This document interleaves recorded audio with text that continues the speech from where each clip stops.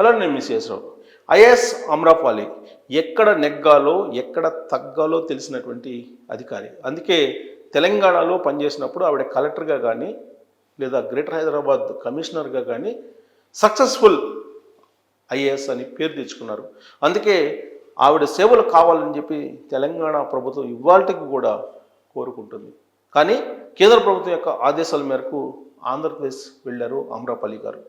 అక్కడ డ్యూటీలో అయిష్టంగా ఆవిడ చేరారు అనేది ఆమె అభిమానులు చెప్తూ ఉంటారు. కానీ అయిష్టంగా చేరలేదు, ఇష్టంగానే చేరాను అని చెప్పి నిరూపించుకునే దానికి ఆవిడ ఇప్పుడు ప్రయత్నం చేస్తున్నారు. అరకు చలి పండుగ ఇప్పుడు స్టార్ట్ అయింది. Festival Araku cold festival 2025.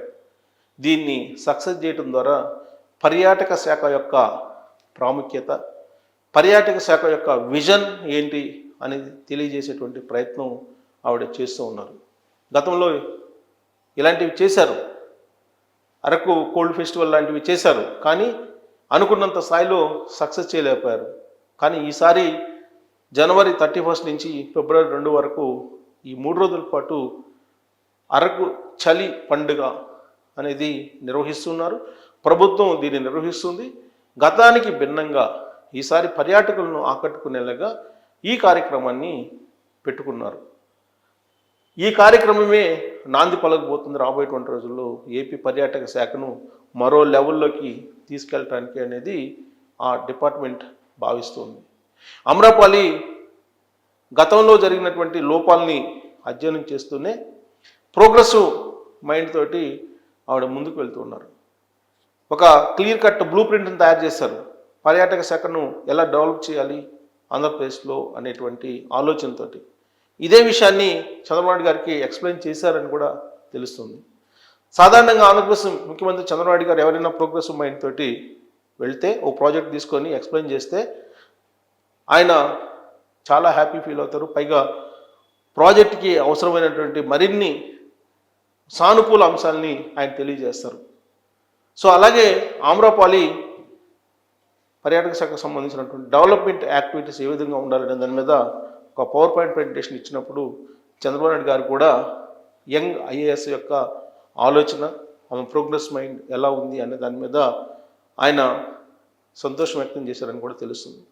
ఇటీవల కాలంలో కోటప్పకొండకి వెళ్ళారు చంద్రబాబు నాయుడు గారు. ఆ సమయంలో ఫస్ట్ టైం ఆంధ్రప్రదేశ్ ముఖ్యమంత్రి చంద్రబాబు నాయుడు గారితో అమ్రపాలి గారు కనిపించారు. ఆ రోజు నుంచే చంద్రబాబు నాయుడు గారితో పనిచేయాలని నిశ్చయించుకున్నారని చెప్పి ఆమె అభిమానులు చెప్తూ ఉంటారు. అప్పటి వరకు ఆవిడ లాంగ్ లీవ్లో వెళ్ళారు. ఆంధ్రప్రదేశ్కి జాయిన్ అయినప్పటికీ కూడా ఆంధ్రప్రదేశ్లో కేంద్ర ప్రభుత్వ ఆదేశాల మేరకు లాంగ్ లీవ్కి వెళ్ళి మళ్ళా తిరిగి వచ్చి ఆవిడ జాయిన్ అయ్యారు. వాస్తవంగా ఢిల్లీలో పిఎంఓ ఆఫీస్లో పనిచేసినటువంటి అనుభవం కూడా ఉంది. ఢిల్లీలో ఆవిడ లైజనింగ్ చేసుకోగలరు పర్యాటక శాఖను అభివృద్ధి చేసుకోవడానికి. అందుకే ఆవిడ 2 రోజుల క్రితం విశాఖ కేంద్రంగా చేసుకొని ప్రాంతీయ పెట్టుబడిదారుల సదస్సును నిర్వహించారు. ఆ వేదిక మీద నుంచి సుమారుగా 1150 కోట్ల రూపాయల పెట్టుబడులను సేకరించారు పర్యాటక శాఖ అనేది తెలుస్తోంది. పర్యాటక శాఖలో కీలకంగా కనిపిస్తున్నారు అమ్రపాలి గారు. సో ఆవిడ వేసేటువంటి అడుగులు ఏ విధంగా ఉన్నాయి అనే దాని మీద మనం నిశ్చితంగా విశ్లేషణ చేసుకుంటే కనుక ఇప్పుడు మనకు తెర ముందు కనిపిస్తుంది ఆవిడ అరకు కోల్డ్ ఫెస్టివల్ 2025 నిర్వహించే దాని మీదనే కాన్సన్ట్రేషన్ చేసినట్టు కనిపిస్తుంది. కానీ ఏ ఐఏఎస్ కూడా ఒక పని మీదనే కాన్సన్ట్రేషన్ చేయరు. మళ్ళా రివ్యూ కోసం గతంలో ఏం జరిగింది, ఇప్పుడు ఏం జరగాలి, రాబోయేటువంటి రోజుల్లో ఏం జరగాలి, పాస్ట్, ప్రజెంట్, ఫ్యూచర్ అనేటువంటి కాన్సెప్ట్ తోటి వెళ్తూ ఉంటారు. అమ్రపాలి గారు కూడా అదే కాన్సెప్ట్ తోటి వెళ్తూ ఉన్నారు. పాస్ట్ని విశ్లేషిస్తూ ఉన్నారు. ఆ రోజున మంత్రిగా ఉన్నటువంటి రోజా చేసినటువంటి అరాచకాలు ఏంటి అనే దాని మీద బయటికి తీసేటువంటి ఒక అధ్యయనం చేస్తున్నారని కూడా తెలుస్తుంది.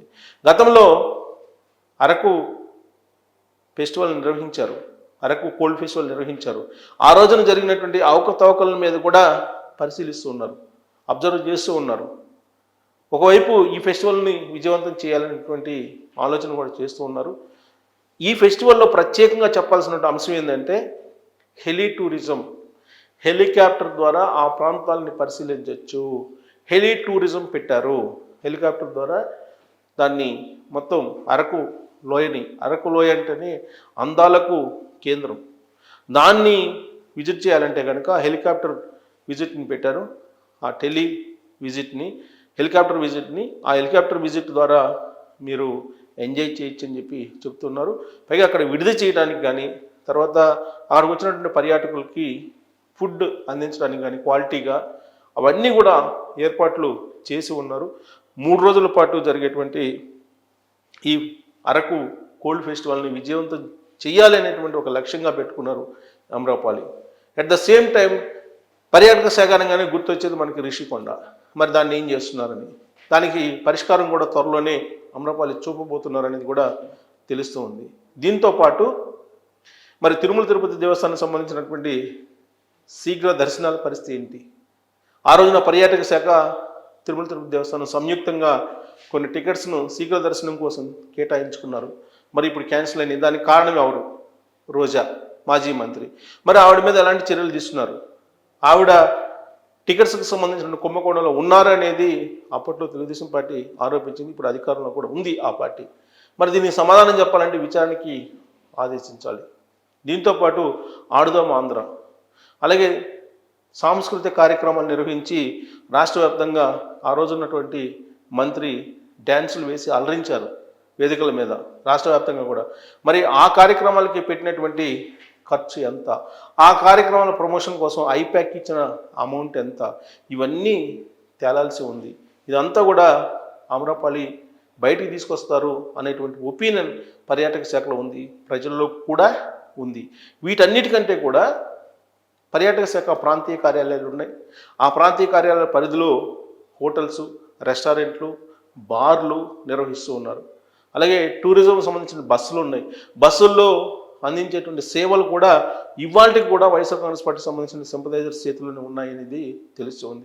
మీరు వీటన్నిటిని రివ్యూ చేసి పాత కాంట్రాక్టులని, పాత లీజుల్ని రద్దు చేసి స్ట్రీమ్లైన్ ఎప్పుడు చేస్తారు? ఇప్పటికే 7 నెలలు అయింది ప్రభుత్వం ఏర్పడి. మరి స్ట్రీమ్లైన్ ఎప్పుడు చేయాలి అనే దాని మీద ప్రశ్నిస్తూ ఉన్నారు.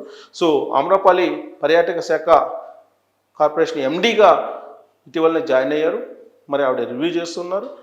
ముందు సక్సెస్ బాటలో తీసుకెళ్ళి ఆ తర్వాత పాత వ్యవహారాలన్నింటినీ తవ్వి ఎవరైతే బాధ్యులు ఉన్నారో వాళ్ళని శిక్షించాలి అనేటువంటి ఆలోచనతోటి ఆవిడ వెళ్తున్నారని కూడా తెలుస్తుంది. బట్ ప్రోగ్రెసివ్ మైండ్ తోటి ఉన్నటువంటి ఆవిడ చంద్రబాబు నాయుడు గారి పరిపాలన, ఆయన విధానాలు, ఆయన ప్రోగ్రెసివ్ మైండ్ నచ్చింది కాబట్టి ఆంధ్రప్రదేశ్లోనే కంటిన్యూ అయ్యి పర్యాటక శాఖను మరో లెవెల్కి తీసుకెళ్లాలి అనేటువంటి ఆలోచన ఆవిడ చేస్తున్నారని చెప్తున్నారు. మరి 3 రోజుల పాటు జరిగేటువంటి అరకు కోల్డ్ ఫెస్టివల్ అనేది మీకు వినూత్నంగా కనిపిస్తుందా? గతంలో మాదిరిగానే కనిపిస్తుందా? అమ్రపాలి ఎలాంటి మార్పులు చేశారు అనేది మీరు ఒకవేళ అరకు కోల్డ్ ఫెస్టివల్కి వెళ్తే ట్రోల్స్ రూపంలో తెలియజేయచ్చు. Thank you very much.